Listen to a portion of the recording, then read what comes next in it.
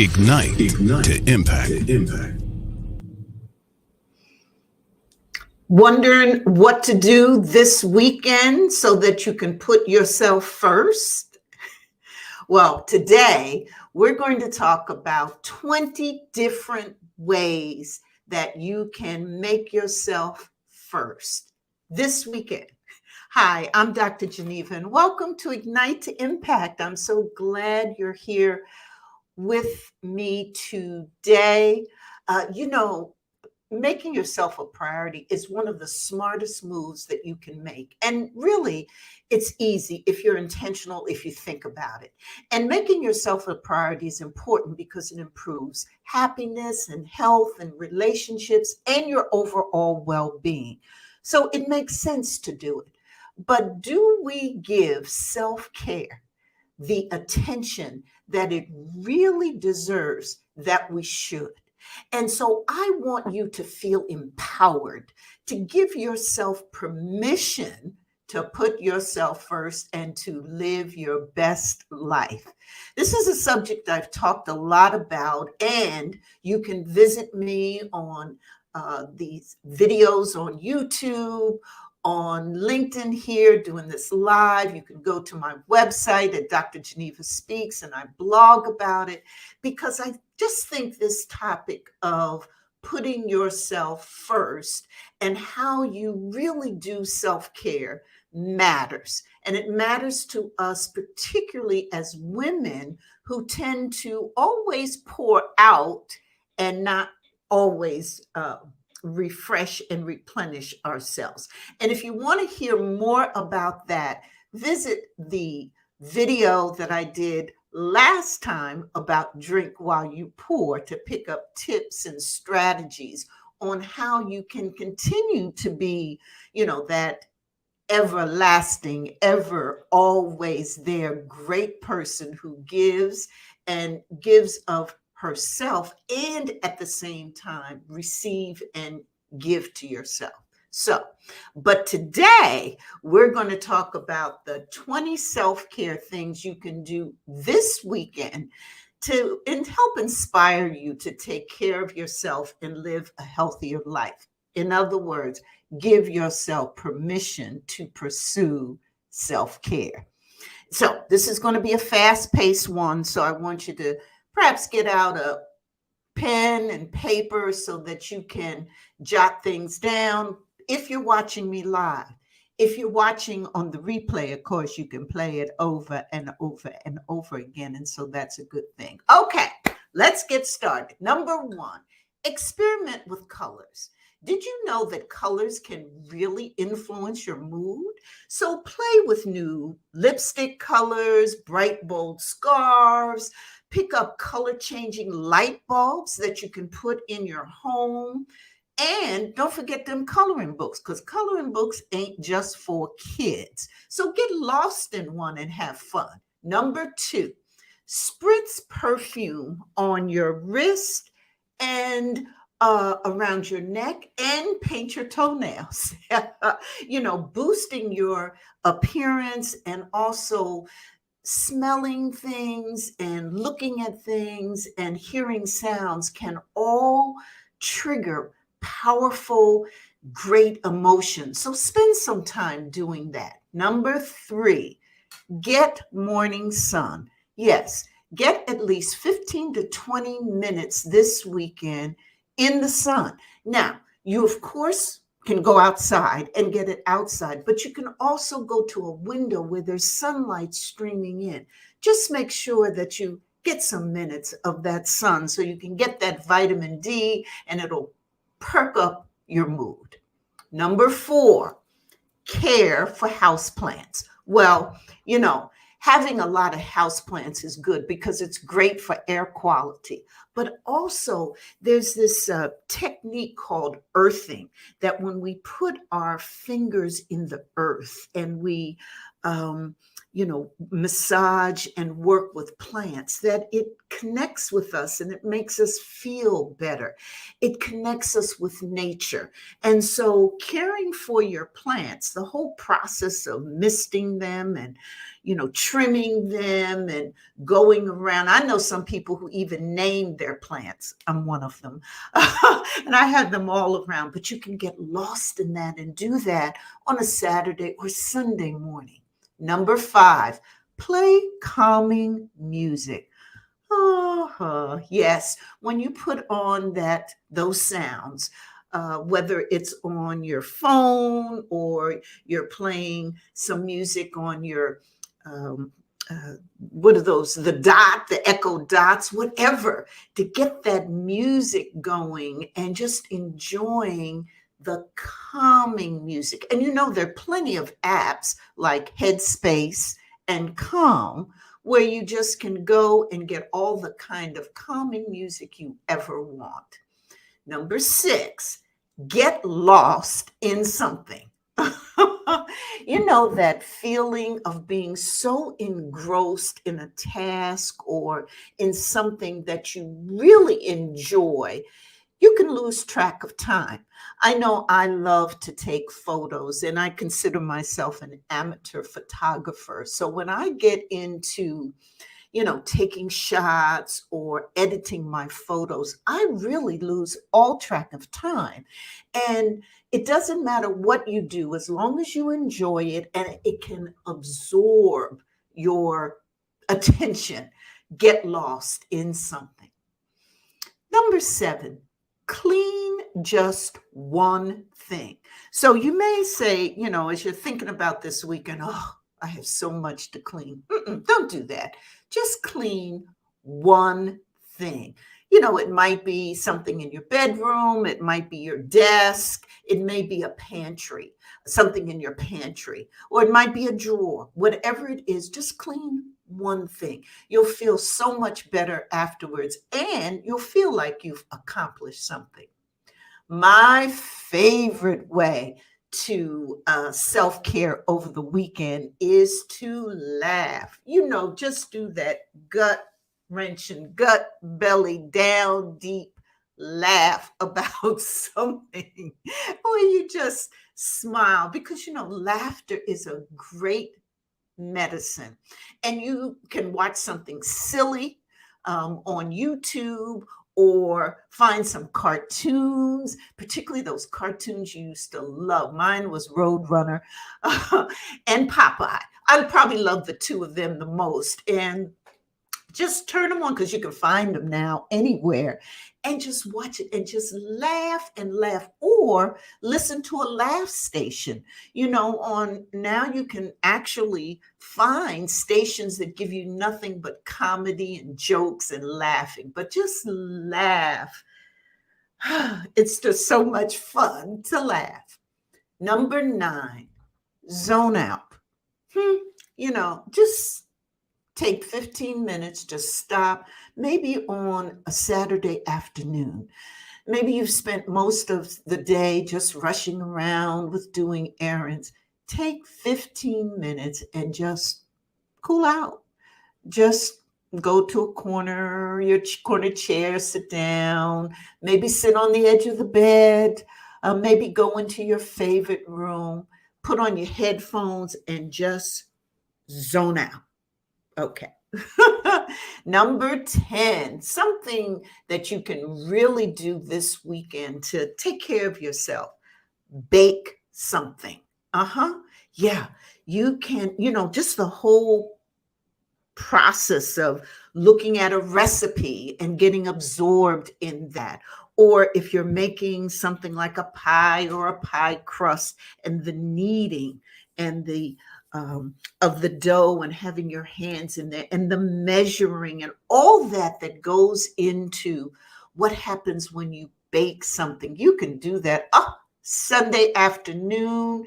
Hey, get out the ingredients and make that pie. Number 11, think about this one. Disconnect to connect. So send a group text to the people that you have the most frequent contact with, and let them know that you're disconnecting from all technology for about 4 hours. And this is just to let them know that they don't need to worry about it, that you'll be just fine. And take your time in that 4 hours to, just perhaps think about all the individual moments that make up life. Now, you're not isolating yourself and you're not disconnecting from the world. You're just taking time off so that you can reconnect in a stronger way. The next tip that I have for you to do self care over this weekend is to surprise a friend with a video message and then invite them for brunch or dinner. Of course, when you both feel safe to meet up. It's just a spontaneous thing that you do, and it really will lighten your mood. It'll make you feel good because you're connecting with someone that you like to be with, and just meet up. Number 13, for if you really want to do some self care this weekend, I want you to buy, find, or borrow a sleep mask and take a 4 to 5 minute nap in the middle of the day. Now, don't do it if you've got some business during the weekend and you're on a Zoom meeting. Don't Zoom out by getting your mask and taking that 5 to 10 minute nap. No. But find a nice place, get that sleep mask, 4 to 5 minutes, your brain will thank you. And if you can get in a 20-minute nap, that will be ideal. The next suggestion for this weekend that you can do is to stock your fridge. Hey, put everything in your refrigerator that's good, that's nutritious, that you like, that you enjoy. So at the last minute, if you get hungry or what have you, you'll have your food right there. And, Eric McAdams said, if you keep good food in your fridge, you will eat good food. So plan ahead, stock your fridge. And so for during the weekend, you will have that good stuff that you will eat. The next one, wake up gently to help your self-care during the weekend. They sell these alarm clocks that kind of ease you into waking up as opposed to that abrupt sound. And sometimes those are really nice. But just stretch when you get up and just take deep breaths, but do it gently when you wake up. And next, speaking of waking up, on the opposite, sleep on it. And so, oftentimes when we're in, the hustle and bustle of what we do during the day, we've got a lot of decisions we have to make. Research shows that sleeping on, getting your Z's, lets your brain kind of marinate and gives you clearer thinking, and you can make smarter decisions if you take a moment to sleep on it. So if you have those things that occur during the week that are just, you've got to make that decision, use your weekend to sleep on it. Number 17 in this list of 20 things, 20 ways to get your self-care on during the weekend, avoid negative people. Okay. So I think negative people are life force drainers. Okay. And so my friends who've known me through the years know this expression that I use about life force drainers. They're people who will just suck all the energy and all the force that you have within you out. And you need to avoid those kinds of people. And so don't meet up with them during the weekend. Don't do that. Avoid those kind of people and trust your self-care during the weekend will be great. The next thing I'd suggest for a self-care tip over the weekend is to pay it forward, to do something kind for someone else, or to say something nice to someone else. If you're in the grocery store or walking into some place, you can hold the door for someone, have a smile on your face, compliment someone you see with something they're wearing. It looks nice. But do or say something kind for someone else because it'll make you feel good. You're giving it to someone, but it really comes back to you. So pay it forward. The next tip that I have for you is on this weekend, dance like crazy. Oh, yes. And dance like no one is watching. I remember my grandkids, one day I was doing this and they were visiting, they were over there, and I had gone to another room, my room, and I had the music on and I just started dancing. And I was dancing for 4, 5, 6 minutes. It was a whole song and I was just having a good time, and I was dancing like nobody was watching me. And then when I stopped and turned around, my grandkids were there videotaping me. So we had, but I had a good laugh. That was like double fun because I had fun dancing like I was crazy, and I had a good laugh with them. Even a few moments of moving your body can lift your spirits and make you feel good. And so number 20, my last on the list for things you can do this weekend to self-care for you is to buy yourself some flowers. No special occasion. You're just going grocery shopping, or you're out and about and you see some flowers. Buy yourself the flowers and get the ones that you love. I do this all the time. I love lilies, and I shop at Trader Joe's. And so every time I go into Trader Joe's, I'm getting me a bunch of lilies. What I like next is tulips. I'll pick me up a bunch of tulips. I will get something, some flowers. And it's just because it's a Tuesday, or it's just because it's me, or it's just because it's Sunday afternoon and I'm going to grocery shopping. No special reason. It's just because it's me. And that makes me feel good.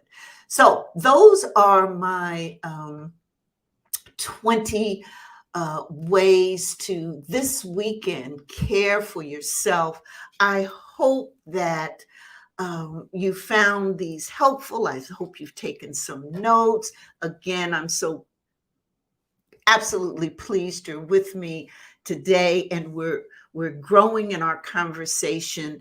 Please come over to drgenevaspeaks.com and sign up for our newsletter, because we continue this kind of advice and strategies for how to take care of yourself, how to prioritize yourself, and all those things, how to stop overthinking, how to say no, how to get negativity out of life, how to do positive things.